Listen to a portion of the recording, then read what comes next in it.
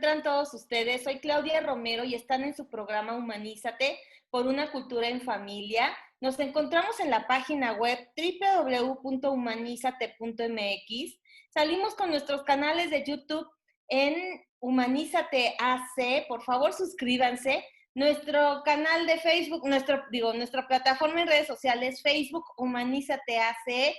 En LinkedIn también estamos como Humanízate AC o Claudia Lisset Romero García.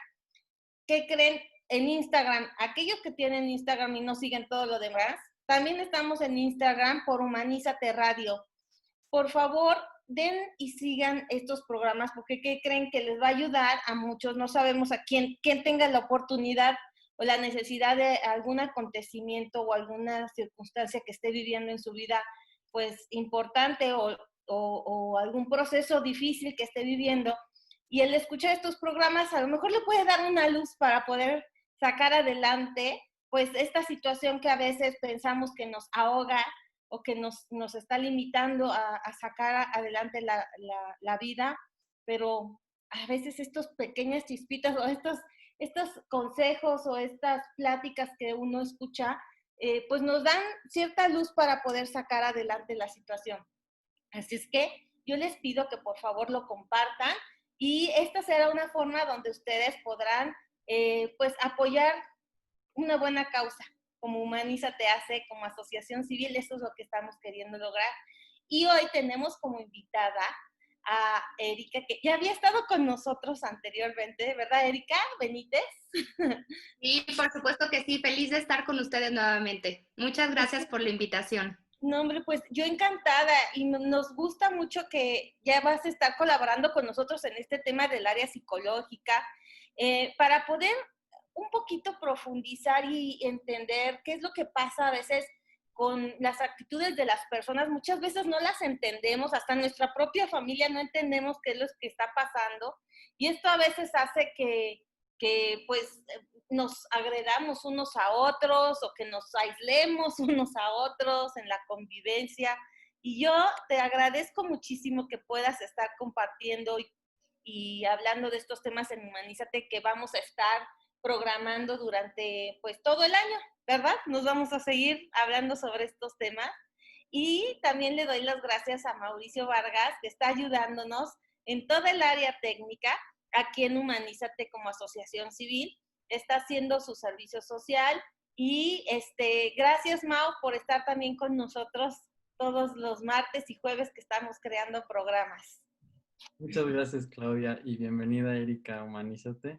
Y un saludo a todos los que hoy nos escuchan. Gracias. Y Gracias. si nos puedes presentar a Erika para aquellos que no la conozcan, por favor.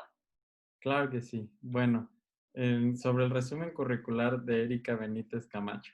Como formación, tiene una licenciatura en Psicología con mención honorífica en la Universidad de Anáhuac. Tiene maestría en Psicología Clínica y Psicoterapia con mención honorífica en la Universidad de Anáhuac y un doctorado en Bioética Aplicada con mención honorífica en la Universidad de Anáhuac. Como formación adicional, tiene máster en Formación Docente y Habilidades para la Docencia Universitaria, diplomados sobre temas relacionados como psicología clínica, psicología del adolescente, prevención de adicciones, liderazgo, docencia y metodologías activas.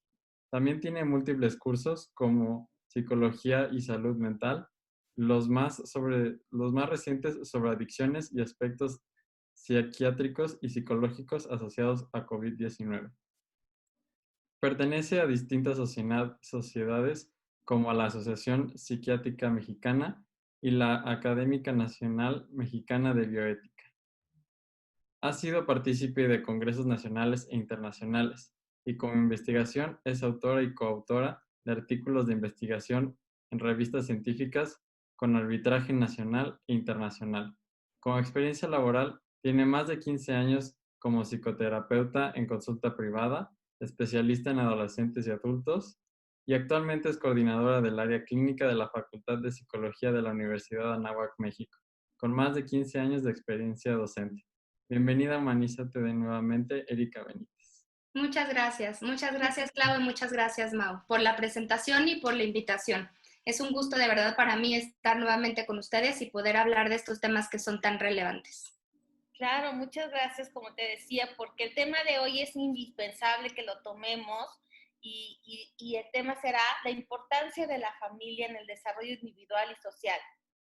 Y este tema, como ustedes sabrán, es para todos, porque todos partimos de una familia. Entonces, a partir de ello, me gustaría, Erika, preguntarte, ¿cuál es la importancia que tenemos en la familia y en el desarrollo de una persona? Pues es fundamental, desde mi punto de vista, la familia es la unidad de la sociedad y está conformado obviamente por diferentes individuos que juegan diferentes roles y vamos a hablar, yo supongo, a lo mejor más adelante sobre esto, pero los roles son muy importantes de cumplir, los padres, los hijos, y que al final, independientemente de estos roles, pues haya armonía y haya amor, comunicación y relaciones humanas sanas para evitar que se generen conflictos personales, pero también conflictos familiares que posteriormente pueden repercutir en cuestiones sociales. Por eso bien lo mencionabas, que la familia juega un papel fundamental en el desarrollo de un individuo, pero también en el desarrollo social, porque la forma en que ese individuo crezca y vaya asimilando la información y reacciona ante los diferentes estímulos del medio va a repercutir también en el bien común y en la sociedad en la que se encuentre. Sí, esto que estás diciendo es muy importante que hagamos recalcar y que la gente un poquito se percate qué es lo que está pasando a nivel social ahorita en México. Estamos teniendo muchísimos problemas ahorita económicos, ¿no? Y de salud mental también, porque en esto que nos estamos recluyendo por el COVID y que la ansiedad de que también cómo vamos a salir adelante ante la situación, ¿no? Si te puedes enfermar o no. Pues hubo un incremento de un 30% de violencia intrafamiliar por esto al respecto. De por sí ya teníamos estándares altos a nivel mundial de violencia intrafamiliar, de abuso sexual en menores, de abuso también y violencia por las mujeres, ¿no? Pero aquí pensando y planeando sobre el tema que íbamos a hablar el día de hoy, yo le pedí a Erika que nos hablara un poquito más sobre esto y profundizáramos para que sepamos y entendamos qué es lo que pasa en la familia, qué es lo que pasa con cada uno de nosotros desde la crianza para poder llegar a este nivel de violencia que se está viviendo en las familias, para podernos hacer de alguna manera responsables desde lo que nos toca a cada uno de nuestras familias y también a nivel personal, nuestras acciones y nuestras actitudes, comenzarlas a razonar, a entender qué es lo que está haciendo que actuemos de esa manera o que no podamos salir adelante bajo ciertas formas de conducirnos ante nuestras propias familia, que se supone que es a la que más queremos, que es a la que más amamos, ¿no? Que es a la que más debemos de cuidar. Nos está pasando todo lo contrario, Eri, ¿o no? Exactamente, sí. Esto que mencionas de la violencia es muy relevante porque efectivamente ya teníamos índices significativos sobre violencia social, sobre violencia intrafamiliar, violencia específicamente de género y también sobre violencia sexual y mucho más referida a los niños, a los menores de edad. Y es un problema que no se puede negar, más bien nuestra responsabilidad es reconocerlo y poder aportar de alguna manera, incluso con este tipo de foros o con otro tipo de labor, dependiendo de lo que cada quien realice, para que esta violencia disminuya. A mí me parece que el seno familiar es fundamental porque ahí es donde se inculcan los valores.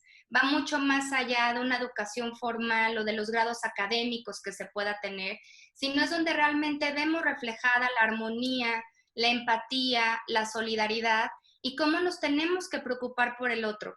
Realmente vivimos últimamente experiencias en donde nos damos cuenta muy lamentablemente que predomina el individualismo.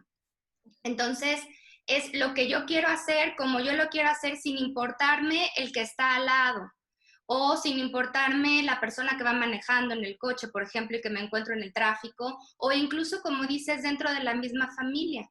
Se generan procesos incluso de egoísmo, de egocentrismo, en donde uno se preocupa por sí mismo y sus necesidades, sin ocuparse de mirar al otro y de reconocer las necesidades que el otro también tiene. Entonces, a partir de la familia es que se identifican los valores con los cuales el individuo va a crecer y que van a repercutir en la sociedad.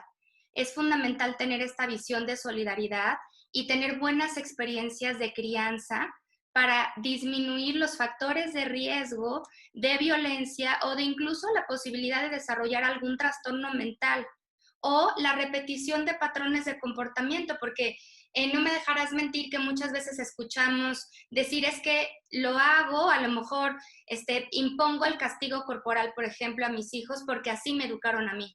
Ujú. Y entonces es una cuestión automática. A veces las personas realmente no lo quieren hacer conscientemente, pero en el momento pierden el control y lo hacen.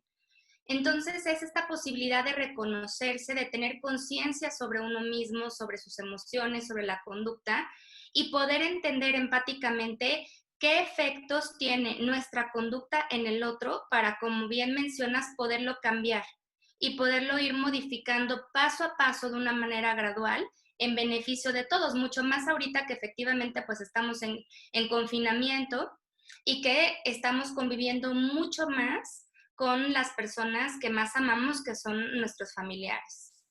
Claro. Y esto que nos dice sobre el sistema de crianza que debemos de tener. Aquí me pongo a pensar un poquito cuando mis hijos estaban más chiquitos. A mí siempre de alguna forma, la forma en que me educaron fue con el golpe, ¿no? Era normal. Sí, ya sabía y era con el miedo.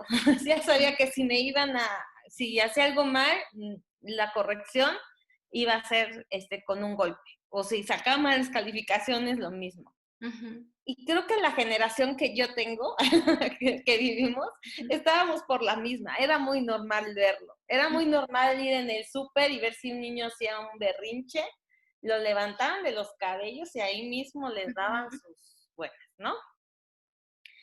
Y ahora esta forma fue cambiando. Nos fuimos dando cuenta, por lo menos en mi caso, que no eran las formas. Uh-huh.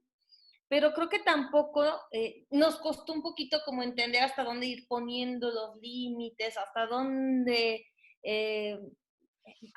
poder educar y no querer controlar, ¿no? Uh-huh. Como la escuela para padres aún no estaba tampoco tan desarrollada. no, y aparte se hablaba como que a un papá nunca se le enseña, o sea, para ser papá no se estudia. Ahora yo yo creo todo lo contrario, para ser papá se tiene que estudiar, ¿verdad? Y tiene que prepararse uno, ¿no? Involucrarse que preparar completamente. Sí, y cuando yo estaba con mis niños chiquitos, ahí me percaté que en el momento que me tenía frustración, lo primero que quería hacer era el uso de golpe. El día que golpeé a mi hija y yo sentí el dolor que tenía, vi la cara de terror que tenía hacia mí, o sea, me hice caso, o sea, en ese momento me sentí, la culpa hizo que y reaccionara de alguna manera y que comenzara a buscar, ¿no? ¿Qué hacer para poder corregir? O sea, para no tener este tipo de correcciones ante mi frustración de no saber cómo guiarla. De ahí me percaté que cada vez que estudiaba faltaba todavía más que involucrarse y que aparte tenía que trabajar en mí, o sea, ¿no? Y que no es así, no es que sea difícil, o sea, es un camino, o sea, también te tienes que ir ordenando en esta área psicológica, en esta área de irte encontrando, de ir perdonando, de ir sanando ciertas situaciones hasta de tu infancia, que es lo que va haciendo que luego recuerdes y reaccionas de esa manera. Pero en el momento que lo empiezas a hacer, te percatas que vas por el camino correcto. Así como te percataste que estabas en un error cuando golpeabas, también te percatas que vas por el camino correcto y que estás viendo esta luz. Entonces, en esto que hablábamos sobre qué camino de crianza es el que tenemos que hablar y con lo que te voy platicando, ¿qué les puedes recomendar a los papás? Para aquellos que están viviendo esta situación, ¿no? Donde muchos están desesperados porque no saben qué hacer o ya tienen niños muy bueno, les llaman niños emperador, pero son niños que pareciera que son los papás de ellos, que los dirigen, ¿no? Y hay otro tipo de niños que es al contrario, que siguen teniendo este miedo, pero que buscan esos papás saber cómo corregirlo y ya no hayan por dónde. ¿Qué les puedes tú recomendar?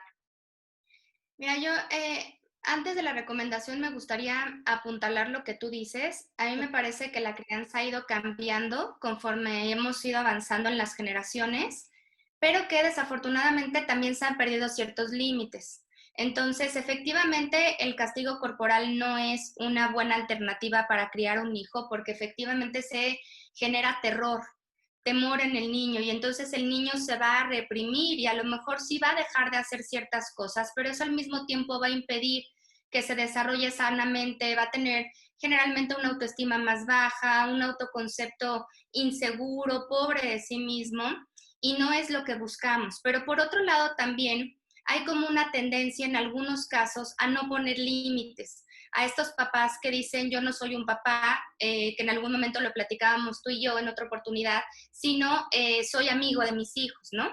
Y entonces lo que necesitamos transmitir como mensaje es que este ser amigo de mis hijos no es que seas un amigo, es decir, tus hijos van a tener muchos amigos y necesitan que ustedes, papá y mamá, sean sus padres, pero sean padres amorosos, sean padres que tengan la posibilidad de escuchar, de empatizar, de comunicarse de manera efectiva, de también poder decir discúlpame cuando un padre ha cometido un error, porque eso es un acto de humildad, de reconocimiento y también de enseñar con el ejemplo a los hijos y dar la posibilidad de reparar a través del amor, ¿no? Porque efectivamente, pues, debemos de capacitarnos, debemos de escuchar, de estar al pendiente de diferentes situaciones para ser mejores padres, pero es cierto que no nacemos sabiendo cómo ser padres, entonces lo vamos a ir aprendiendo en el camino.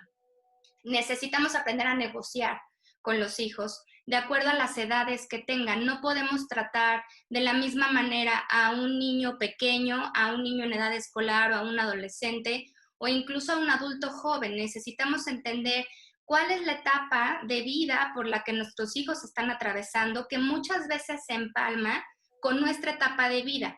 Y esto es a veces lo que complica un poco las cosas, porque a lo mejor un papá, una mamá están en la crisis de la mediana edad y al mismo tiempo tienen un adolescente que está atravesando por sus propias crisis de vida. Entonces son dos crisis que chocan y que generan mucha dificultad para poder llegar a un acuerdo armónico. Yo creo que funciona muy bien el reforzamiento positivo.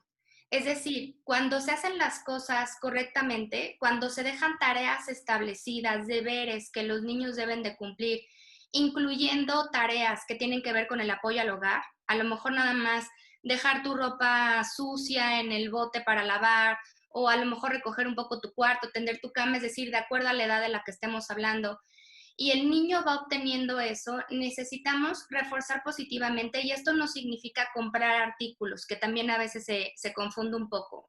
No es te doy dinero o no es te compro todos los regalos que tú me pediste, sino es hacerle saber a nuestro hijo que nos sentimos realmente orgullosos del esfuerzo que está haciendo. E incluso si a veces hace un esfuerzo, pero la tarea no le salió suficientemente bien o no como nosotros esperamos, de todas maneras vale la pena reflejar esto en ellos y decirles que nos sentimos muy contentos del esfuerzo que estamos viendo en eso. Sí, hay conductas que se deben de transformar o que se deben de limitar, por ejemplo, niños que empiezan a tener conductas agresivas o a lo mejor a golpear a otros chiquitos o hacer comentarios que pueden resultar humillantes, no lo vamos a reforzar positivamente. Necesitamos de manera asertiva hablar con ellos e indicarles con ejemplos cómo es que eso que están haciendo hace sentir al otro y qué repercusiones puede tener también en su vida personal. A lo mejor, por ejemplo, perder amigos o limitar las visitas o las invitaciones hacia las casas de los amiguitos.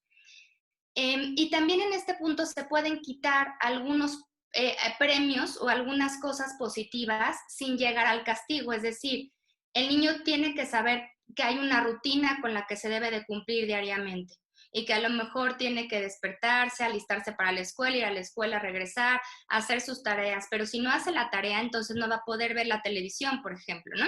Claro. Entonces, eso no es el castigo. Eso es una forma de indicar estructura que es muy importante para los niños y tener un límite muy claro.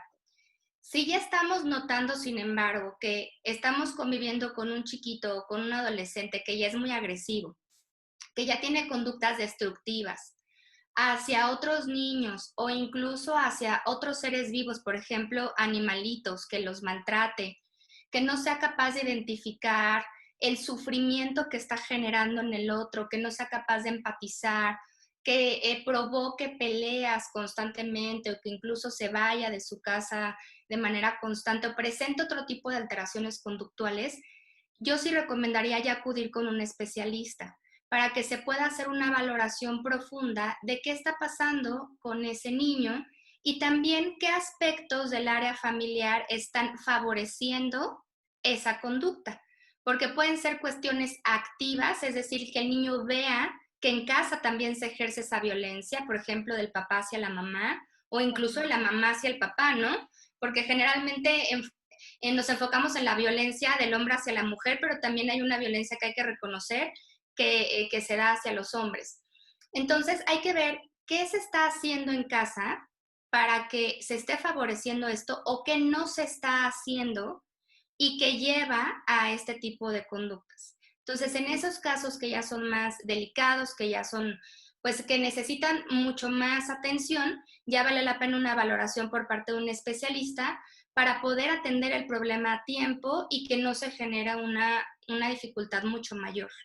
Y esto que estás diciendo es muy importante en esto de la estructura, pero también en que la violencia no nada más es de hombres hacia mujeres. O sea, tenemos estadísticas sobre lo que ha pasado en la violencia de un hombre hacia una mujer. Al final el hombre cuando ya sale de control, se va a lo físico, ¿no? Por lo natural. Pero también no hay estadísticas de cómo se inició, o sea, o si un hombre fue maltratado, ¿no? Entonces, esto lo que ha hecho es que también nos estemos un poquito victimizando como mujeres y no nos hagamos responsables de la parte que nos toca.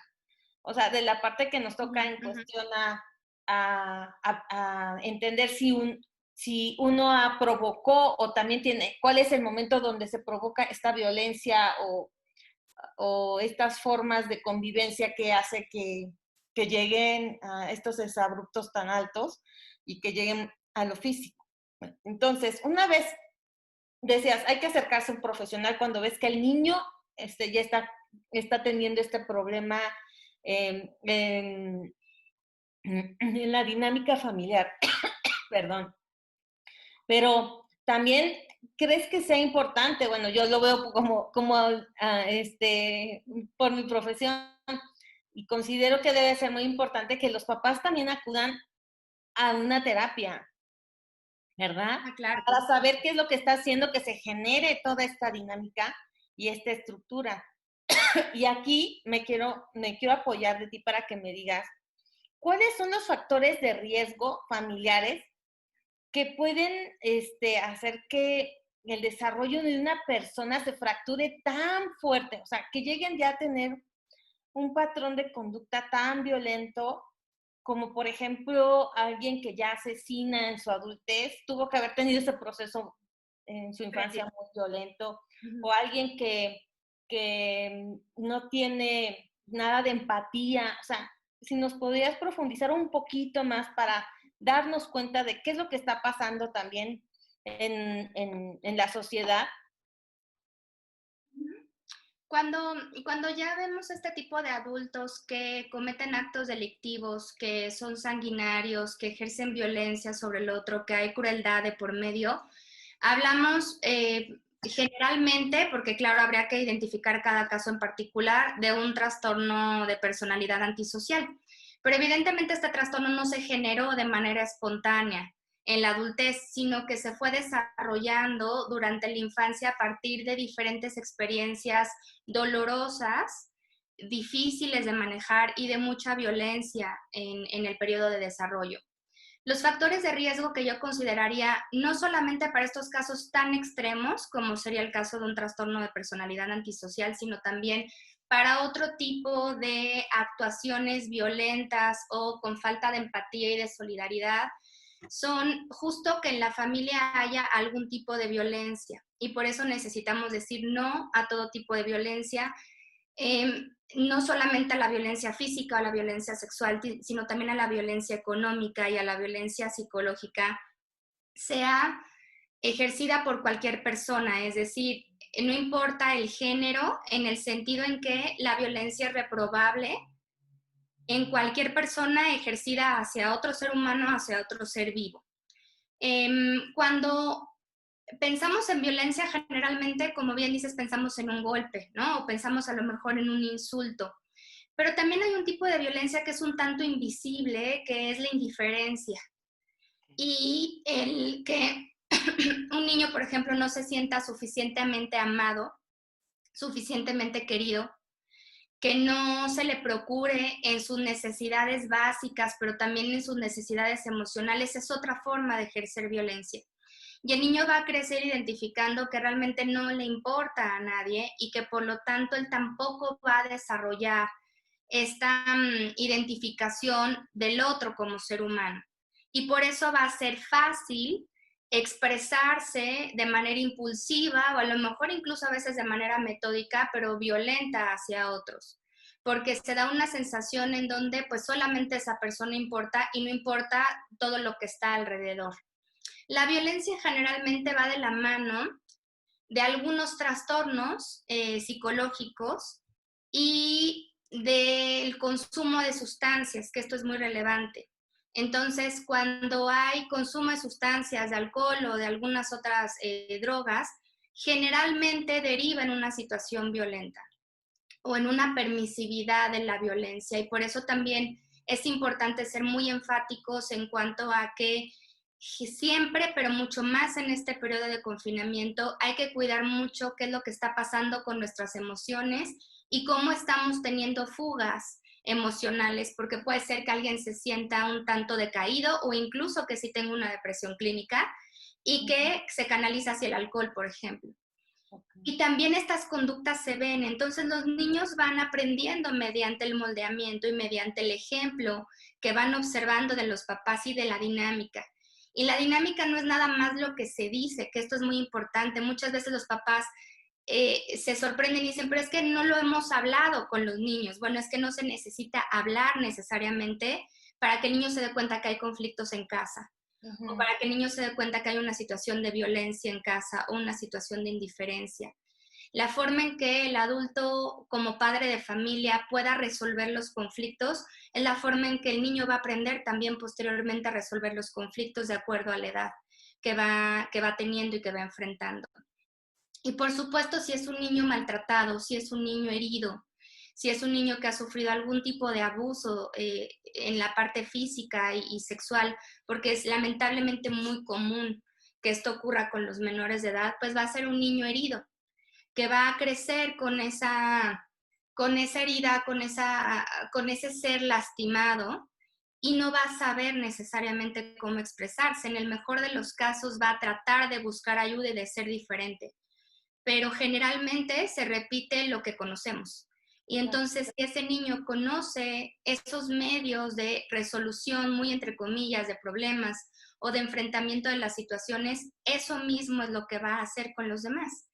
Y por eso debemos de observar claramente qué ocurre en la casa, pero también qué ocurre en otros medios, por ejemplo en la escuela, o a lo mejor en las actividades extraescolares, o cómo se relaciona con otras figuras de autoridad, o incluso con sus pares, con otros niños, porque a partir de ahí vamos a identificar cuáles son las posibles problemáticas que existen, o también, que a mí me gustaría resaltar esto, cuáles son las fortalezas que tenemos, y a partir de las cuales nos podemos agarrar para cambiar esas cosas problemáticas. En psicología tendemos mucho a enfocarnos como en la parte patológica. Sí. Y a mí la verdad la psicopatología me gusta mucho, ¿no? Porque es apasionante, pero eso no quita que identifiquemos que el ser humano tiene mucho potencial y que en realidad si trabajamos en las fortalezas podemos lograr que la parte conflictiva disminuya y que ese ser humano sane y realmente pueda brillar y pueda trascender como está destinado a trascender. Pues, de alguna manera eso te motiva a saber que hay una parte buena en ti y tener voluntad de querer sacar adelante lo demás, ¿no? Exactamente, Porque cuando ya te exactamente. ponen el no o o lo malo por delante, como que te desmotiva y dices, no, pues ya, o sea, ya te deprimes, ¿no? Y Exactamente. Y se dice mucho que cuando alguien ya reconoce su problema, que hay una problemática, ya tiene la mitad del camino ganado. Es decir, es muy difícil que podamos identificar que algo no está sucediendo correctamente o como esperaríamos con nosotros. Y es un proceso realmente doloroso, lo vemos con los pacientes, o sea, esta posibilidad de ver hacia adentro y de identificar qué experiencias se tuvieron en algún momento en la infancia y qué reflejos está teniendo en la actualidad, es un doble ejercicio. O sea, por un lado es muy confrontante, sí, pero por otro lado es muy enriquecedor y muy liberador, porque no es que estás destinado a ser algo porque tuviste una infancia difícil, sino que realmente tú puedes tomar tus experiencias positivas y negativas y transformarlas en algo bueno para ti y para tu entorno. Es decir, no estamos condenados a repetir experiencias ni a ser de determinada manera, sino que debemos de enfocarnos hacia el sentido de plenitud, de bienestar y de trascendencia que tenemos por el hecho de ser personas. claro. Y aquí me gustaría que nos platicaras, en años recientes hemos escuchado sobre la disciplina positiva y la creencia respetuosa. Si nos podrías hablar al respecto de qué es. Sí, pues a mí me parece que es una aportación muy interesante. Cada vez hay más asociaciones y más académicos, más profesionistas que se suman a esto. Y se trata básicamente de respetar al niño eh, en su individualidad, es decir, eliminar de nuestro vocabulario y de nuestra forma de ser esto de lo haces porque lo digo yo, o porque soy tu padre, o porque me tienes que obedecer, o estas expresiones de te callas y me obedeces, porque en realidad solamente estamos oprimiendo. Entonces, Claro. esta capacidad de identificar el desarrollo integral que está teniendo nuestro hijo, porque está mucho más dirigido hacia los padres, para poder respetar ese desarrollo, para poder identificar las características individuales que tiene y poder acompañarlo en un proceso armónico, poniendo Ujú. límites de manera correcta, moldeando la conducta de manera adecuada, pero sin llegar a la violencia verbal o a la imposición o a un castigo corporal que llega a ser pues realmente doloroso y muy traumático. Y es también este reconocimiento de que el vínculo familiar, sobre todo con las figuras primarias de crianza, que generalmente, no en todos los casos, pero generalmente la primera es la mamá y la segunda es el papá, es realmente importante y que el niño tiene que tener un vínculo emocional, afectivo sólido, seguro, sano, para que realmente pueda tener un buen desarrollo posterior. Y me, me, me, me llega ahorita muchísimo, yo he visto mucha diferencia cada 10 años, las diferentes formas de que tenemos los papás para educar, ¿no? O sea, en mi tiempo cuando tenía mis niños chiquitos como que estábamos de una manera, como que van tendencias, esto que nos estás platicando, pero no nos dan como la estrategia también para poder nosotros saber cómo comunicarnos, o sea, Ujú. entender cuál es, primero, qué es lo que está pasando con nosotros.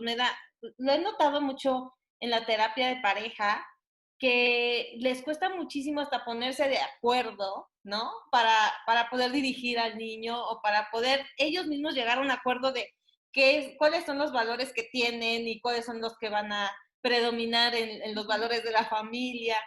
Ujú. Y aquí me gustaría que o sea, mencionaras por qué es tan importante, o sea, por qué es tan importante que como adultos retomemos o cambiemos estas formas que a lo mejor no nos han servido para nada, ¿no? Para educar y tener la parentalidad que necesitamos tener para que vean que, o sea, somos una figura de no es como autoridades, somos una figura donde los estamos orientando, donde ellos se sientan confiados, ¿sí? Donde saben que los vamos a cuidar, que somos su primera vía Ujú. de alcance para protegerlos, para que haya este respeto en cuestión a la parentalidad. Los niños necesitan sentirse seguros para poder estar estables emocionalmente. Entonces, sobre esto que te estoy preguntando, ¿qué nos podrías apoyar o qué nos podrías decir al respecto? A mí me parece que ellos tienen que conocer también que efectivamente va a haber diferentes figuras de autoridad en su vida y que autoridad no significa ser autoritario. Y esto también es importante para los papás. Hay muchos estilos de crianza. Y hay estilos de crianza autoritarios en donde hay una imposición de por medio. Hay otros estilos en donde se deja ser realmente al niño con toda la flexibilidad que pueda tener sin orientarlo como desde mi perspectiva debe de hacerse, porque los niños efectivamente necesitan una estructura, una rutina y una guía muy clara. Y a mí me parece que el estilo autoritativo, es decir, el tener la capacidad de negociar con tus hijos lo que es negociable, porque hay cosas que no lo van a hacer, de escucharlos y de poder dialogar con ellos es muy importante, porque cuando están chiquitos podemos tener mucho mayor control, si lo queremos llamar así, sobre ellos. Es decir, dependen completamente de nosotros y nos vamos a dar cuenta mucho más fácilmente de lo que está sucediendo. Pero cuando ya entran a la pubertad o a la adolescencia y ya empiezan a tomar sus propias decisiones y ya empiezan a generar como un grupo mucho más sólido de amistades o de relaciones de pareja, ahí es cuando se presentan muchas crisis, porque en realidad el control que aparentemente se tenía y la comunicación y el vínculo que aparentemente se tenía ha desaparecido. Y esto es porque realmente fue muy frágil y no se entendió el proceso de la relación interpersonal que se estaba llevando a cabo. A mí me parece que es difícil ponernos de acuerdo porque oímos pero no escuchamos y porque miramos pero no reconocemos. Entonces es muy fácil decir, sí, sí, te estoy escuchando, pero en realidad poner atención, tener una escucha activa que implique no solamente la traducción de las palabras, sino entender qué es lo que el otro me quiere decir y qué está poniendo de su vida interna en eso. ¿Por qué me está hablando de este tema y qué relevancia tiene para el otro? Es un desafío para muchas personas. Y lo mismo mirar, ¿no? A mí me llama mucho la atención cómo muchas veces los papás están hablando con los niños y los niños les dicen, escúchame con los ojos, ¿no? Es decir, veme cuando te estoy hablando, ¿no? Porque muchas veces estás haciendo otras actividades, estás trabajando, a lo mejor haciendo la comida y estás escuchando, pero en realidad el niño se da cuenta que no estás poniendo atención, que nada más le estás diciendo, ajá, ajá, ajá, pero realmente no lo estás validando en sus emociones y en la comunicación que está teniendo. Y por eso los niños muy chiquitos te dicen, sí, sí, pero háblame con los ojos, o sea, veme a los ojos, reconóceme. Entonces, a mí me parece que un pilar de la relación sana, interpersonal, de pareja y con los hijos, es la escucha activa. Es la capacidad para poner atención y acercarnos e identificar no solamente lo que está tratando de transmitirnos el otro con el lenguaje verbal, sino también con el lenguaje no verbal. Poder identificar si esa persona ha tenido un mal día, aunque en realidad nos dijo que todo está bien, o si vemos algunos indicadores de que está triste o que no le está yendo bien en la escuela, nosotros tener la posibilidad de acercarnos e incluso tolerar el rechazo. Porque puede ser que el niño, que el adolescente en ese momento nos diga, no quiero escucharte, no quiero hablar contigo, y nosotros necesitamos hacerle saber a ese hijo o a esa persona que cuando ellos quieran hablar y cuando estén dispuestos a comunicarse, nosotros vamos a estar ahí para hacer un apoyo. Y que realmente somos una base segura a donde puedan regresar. Yo siempre el ejemplo que pongo muchas veces en mis clases como para que se pueda tratar de entender esto es como si los niños fueran unos cochecitos que necesitan gasolina, pero también necesitan tomar su propia ruta. Entonces, ellos necesitan saber que nosotros somos esa gasolinera a donde vamos a regresar todo el tiempo, donde los niños pueden apoyarse si es que en algún momento necesiten. Entonces, van a alejarse, pero eventualmente cuando necesiten recargar energía y recargar vínculo y recargar amor, nosotros vamos a estar disponibles emocionalmente para ello. Entonces, la primera estrategia que yo recomendaría es observar, es reconocer es validar las emociones del otro, aunque no esté de acuerdo con esas emociones, y es poder tener apertura hacia una verdadera y real comunicación, no solamente a lo que yo quiero escuchar o al mensaje que yo quiero transmitir. Gracias, Eri. Hace ratito nos dejabas bien claro que si no tenemos, bueno, si no empezamos a adquirir estas habilidades que nos estás planteando ahorita, pues podemos llegar a gestar alteraciones en el desarrollo y puede llegar a haber trastornos mentales o de personalidad, incrementar la violencia intrafamiliar o las adicciones. Pero también nos decías que es muy importante que como papás reconozcamos cuando nos equivocamos y tenemos algún error, pero aparte de reconocerlo hay que resarcirlo. O sea, si tienes un problema de adicción, es importante que acudas, ¿verdad?, a tener una terapia en adicciones, que empiecen a hacer algo como padres de familia y esta forma de hacernos responsables más en cuestión a hacerlo, pero por el amor mismo que tenemos a nuestros hijos. Eso es lo único que va a hacer que cambie la dinámica o la convivencia que se está teniendo en cada una de las familias que está viviendo en México. ¿Qué está pasando con aquellos papás? Es fácil detectar que muchos de ellos viven o piensan que como ya lo sufrieron ellos, como ellos lo están replicando, sus hijos van a hacer lo mismo, ¿no? Los hijos van a acabar teniendo la misma adicción o van a seguir y ya se derrotan o se dan por vencidos. ¿Qué pasa aquí, Eri? Dales, o sea, una luz de esperanza donde ellos sepan que pueden hacer algo al respecto y pueden ser la pauta o las personas que rompan esas repeticiones de familia que vienen de generación tras generación y que siempre se dan, ¿verdad? Sí, mira, generalmente se dan porque no se es consciente de eso, sino que se transmiten automáticamente y estos patrones se van llevando a cabo sin que la persona realmente sea consciente por qué está actuando de determinada manera. A mí me parece muy importante que hablemos justo, como lo dices, de responsabilidad y no tanto como a veces se habla de culpabilidad. Es decir, ¿no? O sea, si hablamos de la culpa, pues tiene un efecto reparatorio, efectivamente, pero realmente tenemos que hacernos responsables de nosotros mismos y del efecto que generamos en los demás.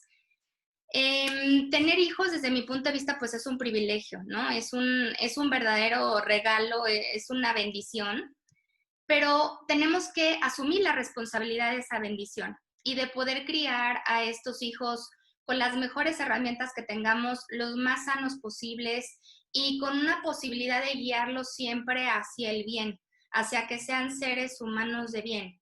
Y para eso nosotros tenemos que reconocer aquellas fallas que tenemos. Entonces va a haber fallas que son menores y que podemos corregirlas nosotros mismos y va a haber situaciones que impliquen una problemática mucho mayor o un trastorno mental o un trastorno por consumo de sustancias y que ya necesiten de un tipo de ayuda profesional o incluso si en la pareja no hay una buena comunicación o hay dificultades, pues hay que acudir con un profesional en terapia de pareja para que al resolver esa situación, por ende, también mejore la situación familiar. Definitivamente siempre hay esperanza. Yo considero que la vida de una persona no está acabada, sino que estamos en una transformación constante, que tenemos la posibilidad de cambiar la forma en que vivimos de acuerdo a lo que queremos vivir, tratando de elegir correctamente con conocimiento de todo lo que está ocurriendo a nuestro alrededor. Y soy muy enfática en esto, pues siempre con orientación hacia el bien, con afirmación hacia los valores, con tratar de vivir de una manera ética, que tenga una implicación hacia nuestra vida y hacia los demás. Entonces, si es que hay algún padre de familia que llegara a estar atravesando por una situación difícil, que piense que no puede cambiar, yo les diría que el camino es difícil, es decir, no es fácil transformar las rutinas que tenemos, los hábitos y mucho menos tratar por nosotros mismos alguna problemática emocional que tengamos. Pero afortunadamente vamos descubriendo en el camino que hay muchos tipos de apoyo, desde el apoyo profesional, que es fundamental, hasta la red de apoyo social, familiares o amigos que nos pueden ayudar y que nos dan luz en momentos de oscuridad. Y también cómo aprovechar este tipo de medios, este tipo de foros en donde escuchamos sobre diferentes temáticas que a lo mejor no nos atrevemos a hablar y que vale la pena hablar para poder transformar. Entonces estamos en un devenir constante. A mí me parece que así es la vida, que así es el ser humano. Afortunadamente no tenemos una vida estática, no tenemos certeza absoluta y a veces es difícil lidiar con la incertidumbre, pero tenemos que enfrentar esta situación y tratar de identificar cuáles son nuestros pilares, tener una guía muy clara de qué es lo que tenemos que hacer para cambiar. Y a mí me parece que con el apoyo necesario se logra cambiar, es decir, se logran aminorar los síntomas, se logra hacer una transformación profunda para poder tener una repercusión y una consecuencia significativa en nuestros hijos, para que realmente los podamos orientar correctamente para que tengan un desarrollo sano. Y yo creo que el deseo de todo padre es que nuestros hijos siempre sean mejor que nosotros, es decir, y no me refiero a bienes materiales, ¿no? Que generalmente se interpreta así, sino un desarrollo psicológico, emocional, espiritual, mayor conciencia incluso que la que nosotros tenemos. Y con este deseo genuino de amor, de preocupación y de cuidado, yo creo que podemos buscar la ayuda necesaria y a partir de ahí transformarnos hacia el bien. Muchas gracias, Eri.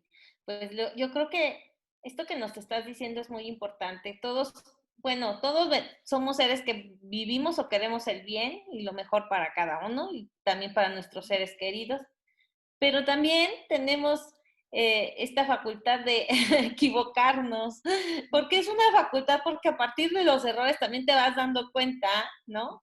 Vas teniendo estas ganas de salir adelante, de ingeniártelas para tener un sentido de vida y de existencia o más, o sea, a partir de las decisiones o más favorable o menos, pero esto te va ayudando a que te replantees día con día cómo ser una mejor persona. Y esto es mucho de lo que hablamos en Humanízate, y es por ello que te agradezco que nos hayas hablado sobre este tema al respecto. Pero antes me gustaría, Mao, si tienes alguna pregunta.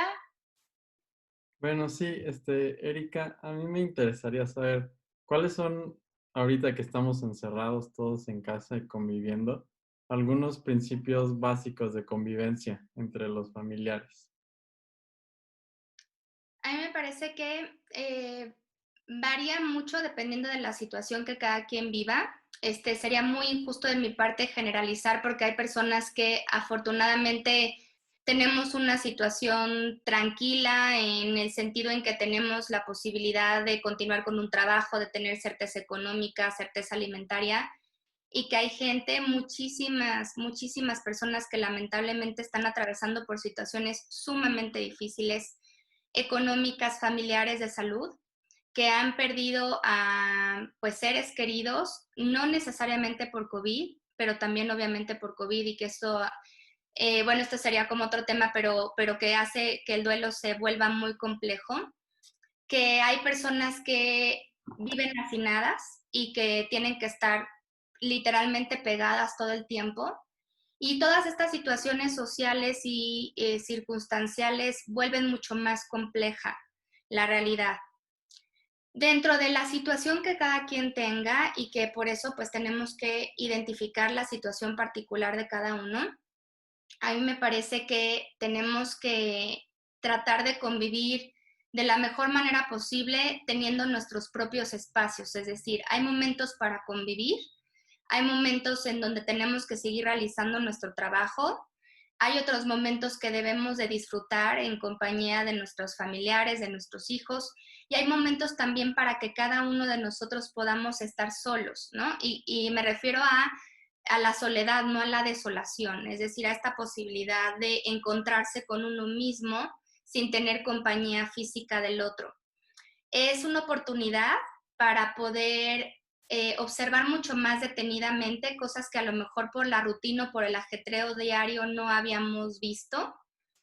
Es una oportunidad para hablar cuando se presenta algún conflicto y no reaccionar de manera explosiva o de manera impulsiva. Es un momento para transformarnos y si alguien pues está consumiendo alguna sustancia, poder recibir la ayuda que se necesita, incluso psicológicamente. Ahorita se están abriendo muchísimas puertas para recibir atención psicológica en línea y gratuito, entonces a mí me parece fundamental que se tomen estas oportunidades, no solamente como intervención en crisis, sino a largo plazo, y que podamos ver que el confinamiento no significa aislamiento social, que esto es muy importante para que nosotros podamos entender las cosas. Si lo vivimos como aislamiento social, pues automáticamente nuestro pensamiento y nuestra conducta van a ser de tristeza. Si lo vemos como el confinamiento que necesitamos para recobrar la salud y que nuestra salud depende de los otros y nosotros también podemos contribuir en la salud de los demás, pues entonces vamos a poder mirar esto desde una óptica mucho más favorable. Estar en contacto con los seres queridos a través del teléfono o de videollamadas o de acuerdo a los medios que cada quien tenga. Tratar de resolver los conflictos de manera inmediata antes de que se crezcan, porque muchas veces empieza algo con un conflicto muy pequeño y se va generando como una escalada hasta que ya eso se vuelve mucho más grande y ya difícilmente se puede controlar. Y a mí me parece que es la posibilidad de convivir de una manera que antes no convivíamos. Uh-huh. Entonces es como un regalo, si lo vemos desde esa perspectiva, de conocer a las personas que pues creemos conocer desde otra perspectiva, mirarlos de otra forma y poder encontrar una vinculación mucho más profunda y más enriquecedora de lo que a lo mejor antes teníamos por la propia rutina en que vivíamos. Y ya para finalizar, pues es encontrar lo valioso, lo verdaderamente valioso, ¿no? Porque esto nos replantea que a lo mejor teníamos una escala de valores diferente y que le dábamos mucha mayor importancia a las situaciones sociales nada más por salir sin ninguna finalidad o a lo mejor a las cuestiones materiales y realmente replantearnos qué es lo verdaderamente valioso que tenemos, empezando por nuestra vida, por nuestra salud y por tener la oportunidad de convivir con nuestra familia. Ay, muchísimas gracias. Estuvo con nosotros Erika Benítez, la doctora Erika Benítez. Y yo te agradezco que estés aquí con nosotros en Humanízate y dando seguimiento a todos estos temas de salud, de psicología, de salud mental, ¿verdad?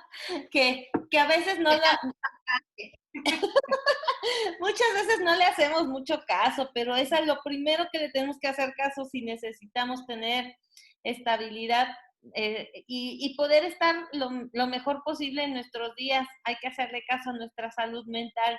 Te agradezco mucho y todos saben que, bueno, Erika está siendo parte de las colaboradores de Humanízate, así es que si quieren ponerse en contacto, por favor, por medio de nuestra página web www.humanizate.mx, contáctenos y nosotros les ponemos en contacto con Eri. Muchas gracias, Erika. Muchísimas gracias, Clau. Muchas gracias, Mau. Y pues muchas felicidades, como siempre les digo, por este foro. Para mí es realmente grato poder participar en esto porque creo que podemos juntos lograr una transformación social muy importante.